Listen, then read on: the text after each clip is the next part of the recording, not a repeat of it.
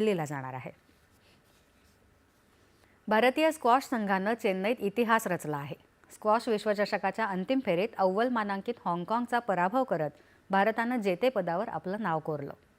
भारताचं हे पहिलंच विश्वचषक जेतेपद असून यापूर्वी 2023 मध्ये भारतानं कांस्य पदक मिळवलं होतं। अंतिम फेरीत भारताला अनुभवी खेळाडू जोशना चिन्नप्पानं जबरदस्त सुरुवात करून दिली। जोशनानं ली का यीचा 3-1 असा पराभव करत भारताला 1-0 अशी आघाडी मिळवून दिली। अभय सिंगनं ही आघाडी 2-0 अशी वाढवली। त्यानं अलेक्स लाऊचा अवघ्या 19 मिनिटात 3-0 असा एकतर्फी पराभव केला। तिसऱ्या सामन्यात 17 वर्षीय युवा खेळाडू अनाहत सिंगनं टोमॅटो होचा 3-0 असा सरळ गेममध्ये पराभव केला।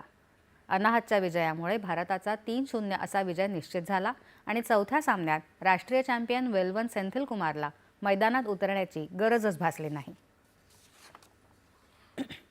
आणखी एक विजयाची बातमी।